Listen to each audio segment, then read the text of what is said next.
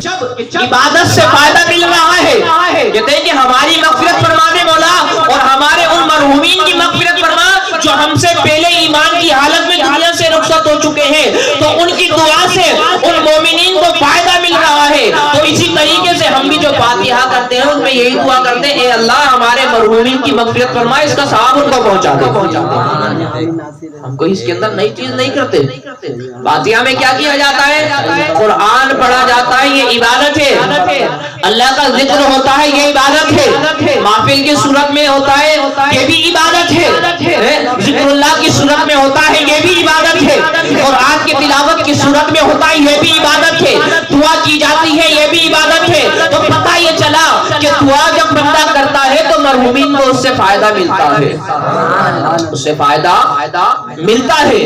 اور دو حدیثوں کا خلاصہ آپ کے سامنے ایک ساتھ ملا کر پیش کرتا ہوں۔ میرے آقا علیہ السلام نے فرمایا کہ مردہ جب انسان مر جائے گا، رب کی بارگاہ میں جائے گا، دیکھے گا کہ اس کے پاس پہاڑ برابر نیکیاں ہے، پہاڑ برابر نیکیاں دیکھے گا، عرض کرے گا مولا یہ نیکیاں تو میری تھی نہیں، میں نے دنیا میں اتنی نیکیاں نہیں کی تھی، میرے اتنے نیک اعمال نہیں تھے، میں تو ایک گناہگار بدکار بندہ تھا، میں تو سیاہکار بندہ تھا، لیکن اتنی نیکیاں جو پہاڑ برابر میرے پاس کہاں سے آ گئی؟ تو رب فرمائے گا اے میرے بندے بے شک تو حق بات کہتا ہے کہ دنیا میں تو نے اتنی نیکیاں نہیں کی تھی، تو سیاہکار اور بدکار تھا، تو گناہگار تھا، تو آج جو یہ پہاڑ برابر نیکیاں دیکھ رہا ہے یہ تیری نیکی نہیں ہے، بلکہ یہ وہ نیکیاں ہیں جو تو اپنی اولاد دنیا میں چھوڑ کر آیا ہے، جو تیرے رشتہ دار ہیں، جو تیرے دوست احباب ہیں، جو تیرے جاننے والے ہیں، جو تیرے بہن بھائی ہیں، دنیا میں تیرے لیے استغفار کرتے ہیں، تیرے لیے دعائیں مغفرت کرتے ہیں،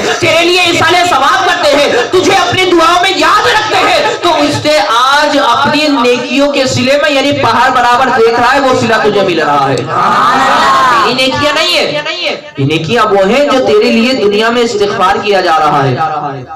آج کوئی اپنے والد کی، اپنے والدہ کی، اپنے بھائی کی، اپنے بہن کی، اپنے رشتہ دار کی نیاز کی محفل رکھتا ہے، ایصال ثواب کی محفل رکھتا ہے، وہاں پر درود خوانی ہوتی ہے، وہاں پر قرآن خوانی ہوتی ہے، وہاں پر اللہ اور اس کے رسول کا ذکر ہوتا ہے، تو یہ ساری ہم جو نیکیاں کرتے ہیں اس مرحوم کو ملتی ہے۔ اور حدیث سے پتہ یہ چلا کہ پہاڑ کی صورت میں اس سے بات دی جاتی ہیں، یعنی اتنی نیکیاں پہاڑ برابر کہ پہاڑ ہوتا ہے، اتنی زیادہ نیکیاں سے دی جاتی ہیں۔ ایک حدیث میں آیا کہ بندہ جنت میں اپنے درجات دیکھے گا، اتنے بلند درجات ہوں گے اس کے، عرض کرے گا مولا میرے اتنے نیک اعمال تو تھے نہیں جو آج مجھے صلہ مل رہا ہے، آج جو اتنے میرے کو بلند درجات دیے جا رہے ہیں، ایسا مقام دیا جا رہا ہے، تو فرمائے گا میرے بندے بے شک تو حق کہتا ہے تیرے درجات تو نے ایسے عمل نہیں کیے تجھے ملے، تجھے جو جنت ملی، جو تجھے ایسا مقام و مرتبہ ملا، آج جو یہ درجات دیے جا رہے ہیں، دنیا میں تیرے اہل خانہ تیرے لیے مغفرت کی دعا کرتے ہیں، استغفار کرتے ہیں،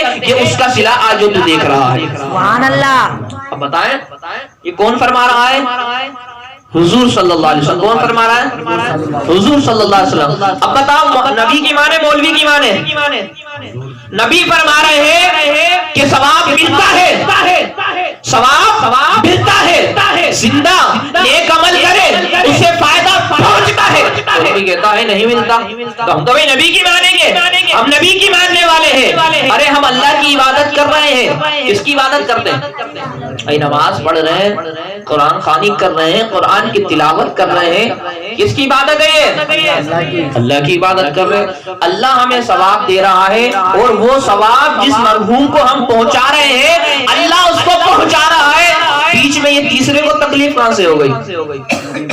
بھائی ہم عبادت کر رہے ہیں اللہ کی، اللہ ثواب دے رہا ہے اور ہمارے مرحومین کو پہنچ بھی رہا ہے۔ میرے حضور نے فرما دیا، جو قیامت آنے سے پہلے کے میرے آقا نے فرما دیے ایسے ایسے بندہ اپنی نیکیاں دیکھے گا۔ یہاں سے حضور کے علم غیب کا بھی پتہ چلا، حضور کے علم غیب کا بھی پتہ چلا، میرے آقا نے فرما دی ایسے بندہ آئے گا اپنی نیکیاں دیکھے گا پہاڑ برابر۔ حضور نے ابھی قیامت آئی نہیں ہے، ابھی بندہ اللہ کی بارگاہ میں گیا نہیں ہے، حضور فرما رہے پہلے ہی یہاں سے حضور کے علم غیب کا پتہ چلا کہ اللہ تعالیٰ نے میرے آقا کو علم غیب عطا فرمایا ہے۔